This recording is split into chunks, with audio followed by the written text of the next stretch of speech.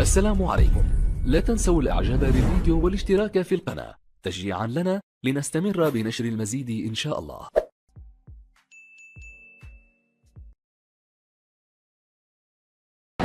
أسعد بصحبتكم على الهواء مباشرة للتعليق على أحداث هذا اللقاء الهام والمرتقب، ولا أبالغ مطلقا إذا وصفت بالتاريخي بين منتخبي مصر وباراغواي ربع نهائي منافسات كرة القدم في أولمبياد باريس 2024.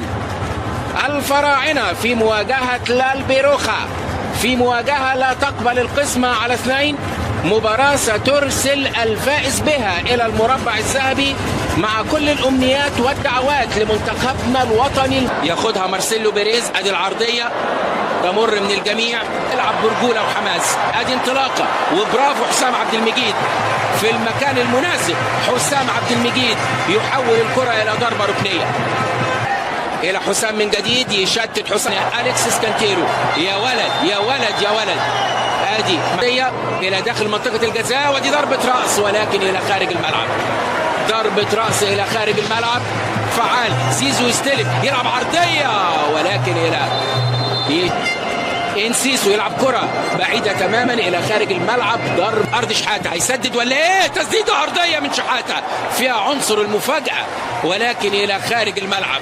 محمد شحاتة، النني يتدخل، فاول على محمد النني، فاول على قائده، ما يشوتش ما يشوتش ما يشوتش، والتسديده غير متقنه الى خارج الملعب. انطلاقه، يا سلام يا احمد يا عيد يا ولد، احمد عيد يا ولد، ياخد ضرب عرضيه اسامه، حط يا راجل حط يا راجل، مش ممكن مش ممكن. محمود صابر، فرصه كبيره تضيع.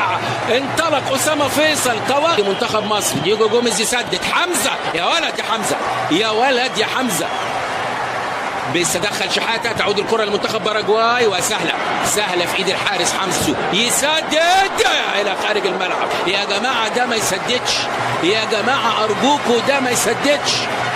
قلت لحضراتكم هيلاقي الكرة العرضية، عدت من ابراهيم عادل، مش ممكن ودي العرضية من انسيسو، حمزة تسقط الكرة من حمزة ولكن برافو حسام عبد المجيد، ويعطلوا بالفعل حسام، ودي حمزة علاء يا ولد يا ولد يا حمزة. الكرة تتحول إلى خارج الملعب، يسرى حلوة، ودي محمود صابر بضربة رأس ولكن أيضا نجد منطقة الجزاء خطيرة، ودي التسديدة، يا سلام يا حمزة يا سلام يا حمزة، تمركز رائع من حمزة علاء، يقفل الزاوية الضيقة، يلعب العرضية حط مش ممكن عرضية من زيزو ولكن لم يتم استغلالها، تعدي من إبراهيم عادل بالحدود 18، يسدد، تسديدة من زيزو ولكن إلى يد الحارس. بدأ منتخب سدد يا نني، حلوة التسديدة يا ولد، حلوة التسديدة من محمد النني ولكنها تعب منطقة الجزاء. حسام عبد المجيد وحمزة علاء، يمسك حمزة علاء بثبات. أسامة فيصل، يلا أسامة يلا أسامة، امشي يا أسامة، توغل جوه ال 18 يا أسامة، زيد يا أسامة، خد خطوتين ثلاثة جوه ال 18، يرفع راسه ويلعب العرضية جوه ال 18، يشتتها الدفاع. منطقة الجزاء خطيرة خطيرة خطيرة، مش ممكن دييجو جوميز يسجل أول أهداف اللقاء في غفلة من دفاعات منتخب مصر.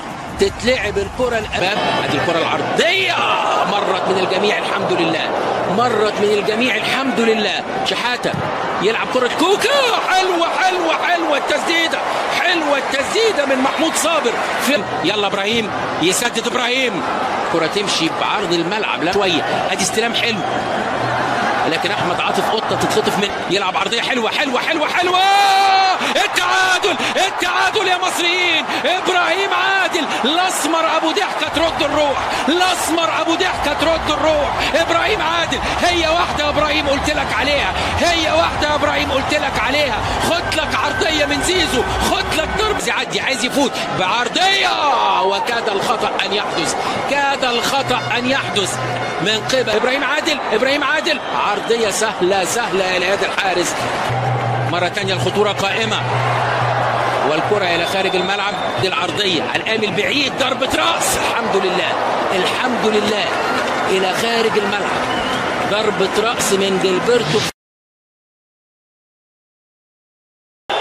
دييجو جوميز يسدد في منتصف المرمى تماما. يسدد كوكا، يا ولد يا ولد يا لعيب يا لعيب يا حمزه. بيريز وحمزه، يا ولد يا ولد يا حمزه، قدامك يا حمزه، احنا تلامذه. يسدد النني، يا ولد يا لعيب يا معلم يا معلم لك يا حمزه. فييرا يسدد بقوه، يسدد بقوه الى داخل جاتيتو فرنانديز. كريم، يا ولد يا لعيب يا لعيب قوي. يسدد جوميز الى داخل المرمى في وسط يتقدم حسام ويسدد، يا لعيب يا لعيب يا لعيب بمنتهى. حمزه علاء، بلبوينا يسدد برضه في وسط المرمى. يسدد ابراهيم الى داخل المرمى، الى داخل المرمى. منتخب مصر في نصف النهائي. السلام عليكم ورحمة الله وبركاته. اللهم صل وسلم وبارك على سيدنا محمد وعلى آله وصحبه أجمعين.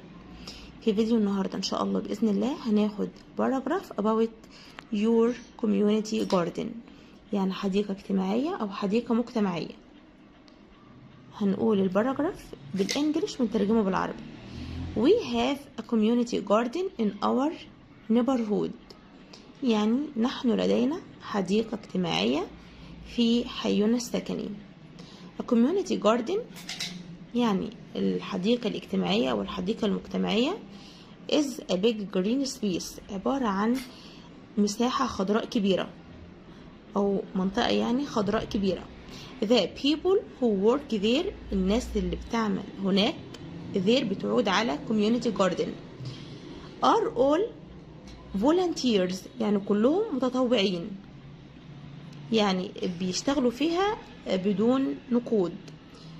بعد كده from the neighborhood، متطوعين من الحي السكني. we grow vegetables and fruit، نحن نزرع الخضروات والفاكهة.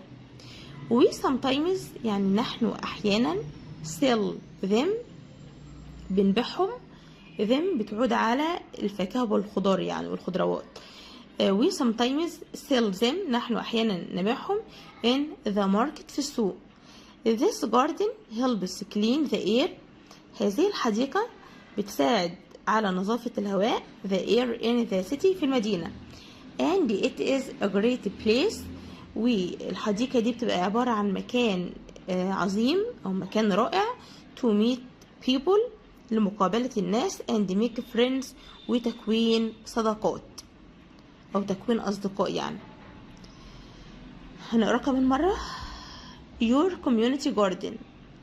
We have a community garden in our neighborhood. A community garden is a big green space. The people who work there are all volunteers from the neighborhood. We grow vegetables and fruit. We sometimes sell them in the market. This garden helps clean the air in the city, and it is a great place to meet people and make friends. بكده أكون وصلت معاكم لنهاية الفيديو. لو عايزين باراجراف أو إيميل عن موضوع معين اكتبولي في كومنت. أسيبكم في رعاية الله، والسلام عليكم ورحمة الله وبركاته.